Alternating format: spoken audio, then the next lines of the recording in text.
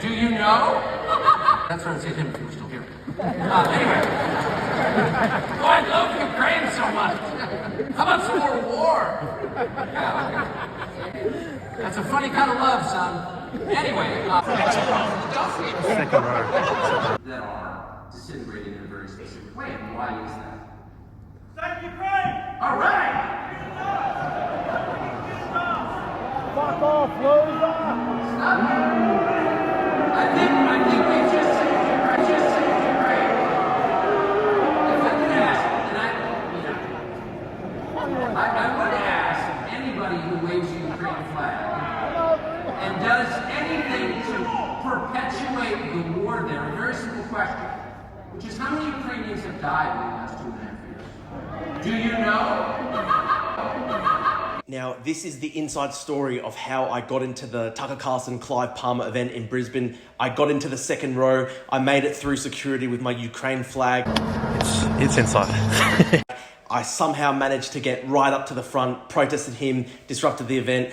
I got arrested. I received a $928 fine. I was briefly detained by the police. They were about to put handcuffs on me, but I was completely peaceful. I didn't do anything. It's a great story. Basically, Clive Palmer, he's this Australian right-wing billionaire. He's a massive anti-vaxxer, has got a lot of money. All his money comes from basically mining interests in China. And basically, he sent his private jet to Maine to pick up Tucker Carlson, and he's paying him handsomely to attend these events in Australia. Now, people online commented about how massive the crowd was.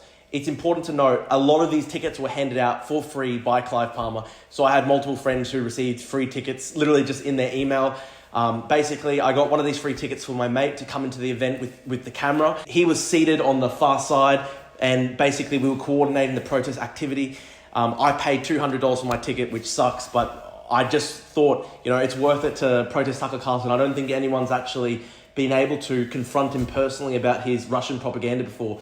This is only a couple months after he interviewed Putin. This is a coup. There was a coup d'etat in Ukraine, the coup, and it was indeed a coup. Tucker spent years demonizing Ukrainians, demonizing the Ukrainians as they fight back against the Russian invasion. He very clearly wants Russia to prevail in Ukraine, to subjugate the country. He wants millions of Ukrainians to live under Russian domination. Millions of people, millions of Ukrainians would be killed should Russia prevail in Ukraine. And this is fundamentally what Tucker wants for the country. And that's why I wanted to protest him. So I bought my $200 ticket, and one of my mates had a free ticket, just landed in his inbox. So I got this to one of my mates. We literally organized it a couple hours before the protest. I had my Ukrainian flag. Put it down my pants. I have to admit it, I had to put it down my pants. When I was going through the security checkpoint, one of the old lady security guards was like, "What's that in your pocket? Why is there this bulge in your pants?" And, I didn't really know what to say. I had to say something, and it was a bit of a panicky situation. And so I just said, "Listen, I'm very embarrassed. I'm incontinent." I just said it was an adult diaper or something. This is the thing. I don't give a nothing makes me ashamed. Nothing makes me fearful or anything like that. This is weaponized autism. This protest was about weaponized autism, and that's the great thing about my protest tactics. Nothing is too far from me. So when the lady security guard, this old lady was like, "What's that down your pants?" and it was my Ukraine flag. I literally just said, "Listen, I'm very embarrassed. I've got a bladder problem, and I've got to wear these adult diapers." I literally made it through security, and that's just the type of thing that we would do for the cause. When Russia sent in the troops in 2022, I literally was in Ukraine within 5-6 weeks of the invasion, delivering aid. I really, really believe in this stuff. So, if I had to lie about adult diapers to get into the event, I don't really care. I got in there. I was seated. I was in my seat. They had a security guard stationed 3 rows ahead of me, and I was worried, holy shit, do they know I'm an active protester or something like that? So I had to think, for hours, I was thinking, how am I going to get past this security guard? And I had to sit through 3 hours of, torture because they didn't even bring Tucker Carlson out to 9 p.m. So I had to sit through Clive Palmer. And look, Clive was actually a pretty funny guy. He was talking about, the dream of building another version of the Titanic. He literally wants to build Titanic 2, and he was just ranting about that for half an hour, and also vaccines and all that sort of stuff. And I had to kind of blend in with the crowd. So, the people sitting next to me, I just kept going here, Clive, every time he talked about vaccines, too bloody right. I was completely in character. I was completely focused. I just had one thing on my mind. I'm going to get through. I'm going to somehow get towards the stage and protest. And I was thinking, how am I going to get past this security guard who's stationed, 3 meters ahead of me? And so I was actually so lucky. This poor bloke, just some nice guy who follows me on Twitter and likes my tweets. He just messaged me and was like, "Oh, I saw you at the event, Drew. Like, I'm in the second row. Do you want to come with me?" I was like, "Holy shit, this is so lucky." So I show the message to the security guard who's seated like 5 meters in front of me. And I just show him the message. I'm like, "Oh, my mate's got a seat next to him. I'm going to sit with him." Somehow they let me through. And the poor bloke, out of the kindness of his heart, he literally let me sit two rows back from the stage. And he had no idea I was going to protest. So I go through, I sit there, shake his hand and everything. And I wait 5-10 minutes. Finally, Tucker Carlson comes out about 9 p.m. And I waited about 5-10 minutes into his speech. And then I messaged my mate who was on the far side of the audience. I just told him, start filming. I'm in the second row. It's going to be good. And he literally starts filming from, other side of the stadium. And I literally just get up. I had my heart pumping at this point. Didn't really know what I was going to say. I just yelled, "Save Ukraine," and I said, "Stop licking Putin's ass." I said it very clearly. The whole place heard me. Tucker heard me. Fuck off! Stop licking Putin's ass! Somebody hit him. You can see from the video, Tucker kind of turned towards me as I was getting frog marched out of there, literally under arrest, and he goes, "These Ukrainian flag people, why don't you just tell me how many people have actually died in Ukraine?" And obviously I can't even respond because I'm being frog marched out of there. But I know exactly how many people have been killed in Ukraine. 500,000 people at the very least, and it's all because of Putin's invasion. It's all because Russia invaded. It's all because Putin has this megalomania, this drive to be a new Tsar. He wants to conquer basically all of Ukraine. In Putin's interview with Tucker, he basically confessed to wanting to conquer the entirety of Ukraine. He said there's no such thing as a Ukrainian nation, no such thing as the Ukrainian people. They all have to submit to Russian domination. And so what Tucker defends at the end of the day is millions of Ukrainians suffering, millions of Ukrainians being subjected to Russian torture chambers, to Russian death pits, execution pits. This is what Tucker supports. This is why I protested against him. So I got frog marched out of there. Luckily, my mate recorded it all.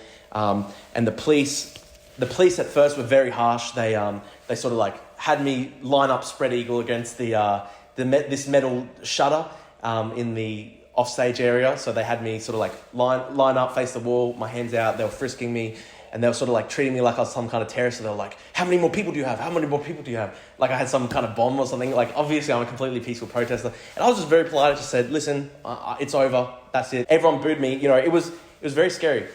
Before I did it, my heart was beating because I knew there was 10,000 people in the audience, most of them on free tickets. And they were all supporters of Tucker. They were all supporters of Palmer. And I knew there was a chance I could get bashed. I knew I knew that the entire crowd was going to boo me, but what do? This is the cause. I once protested the Wimbledon final for the Chinese tennis player Peng Shuai. I've literally, protested venues with tens of thousands of people before. And listen, it's true. I'm literally in the top 0.0001% for mental fortitude for people who are 25 years old and younger. I literally have thousands of people, death threats all the time, all these people who hate me. Literally half the comments I ever get on social media always just hate. And I don't care. Nothing really phases me at this point. I've somehow managed to block it all out. So I had 10,000 people booing me and calling me a loser. It doesn't matter. This is the cause. I did it for a higher cause. I did it for Ukraine. And listen, I got a $928 fine. I posted it to Twitter. Within 30 minutes, we had people paying off the entire fine. The entire $928 fine was paid off in 30 minutes. And then people kept on donating. And so we ended up raising $1,700, and every single cent above the $928 fine that I had to pay off, every single dollar on top of that, I've now donated to the Ukraine Defense Appeal. We're raising funds to buy surveillance drones for Ukrainian defense forces on the front line. This is non-lethal equipment, but basically it will save the lives of Ukrainian soldiers because it will prevent Russian ambush attacks, all those sorts of things. And we will draw Tucker Carlson's face on these drones. So please, if you can, if you like what I did, if you think it was funny, donate and put some money towards buying these drones, and we'll put Tucker Carlson's face on them, and the soldiers at the front will literally get photos of these drones and we'll put them up. It's a great way to memorialize this great protest. Honestly, it was one of the best things I've ever done. I was very proud of myself after. I was so stressed beforehand. I was pretty anxious before I did it, but I'm very happy I did it in the end. And it was very funny. Literally after the police eventually marched me out of the whole stadium, they were sort of like joking around with me, and they were like asking like, you know, is your boss going to be happy with this? And I was like, my boss literally doesn't like Tucker. My boss is on my side. So it was good. We were having good fun. Some of the police officers remembered me from a couple of years ago when I was protesting at the University of Queensland against the Chinese government. We were having a good chat. I got my fine. I shook their hands. They're just doing their own job, like I was doing my job. So that's it. That's the story. I'm very glad we did it. Just somebody somewhere had to confront Tucker in person and tell him that his lies about Ukraine are bullshit, and people who believe in freedom and justice won't take it lying down. That's it. We believe in a free Ukraine. We believe in the democratic world overcoming this fascist tyranny, the Russia, China, Iran axis. That's what I believe in. We're fighting a new axis of tyranny, and the free world, anyone who believes in liberal democracy, liberalism, freedom, we've got to fight together. And that's what the protest was all about. So, cheers. Is what I'm saying. So what's next? After you're trying to put you in prison for the rest of your life, that's not working. So like, don't they have to kill you now? You sent troops into Ukraine. The Vice President of the United States will convene a security conference and encourage the President of Ukraine to join NATO. Do you think that was an effort to provoke you into military action? I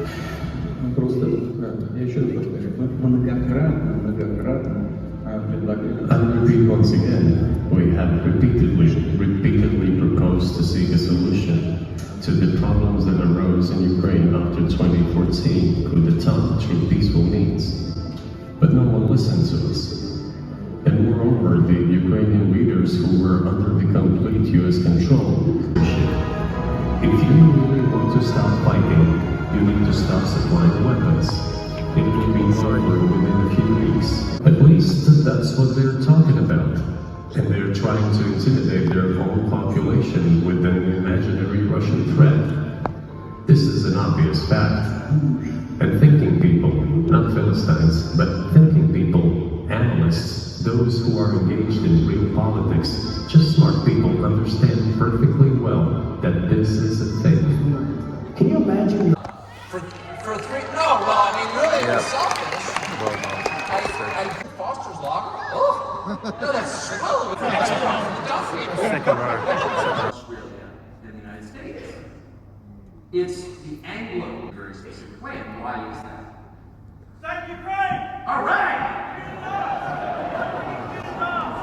Fuck off, loser! I think we just saved Ukraine. If I could ask, and I would ask anybody who waves the Ukrainian flag and does anything to perpetuate the war there, a very simple question, which is how many Ukrainians have died in the last 2.5 years? Do you know? Save Ukraine! All right! Fuck off! Stop licking Putin's ass! Fuck off! Stop licking Putin's ass! Somebody hit him. Save Ukraine! All right! Oh, fuck off.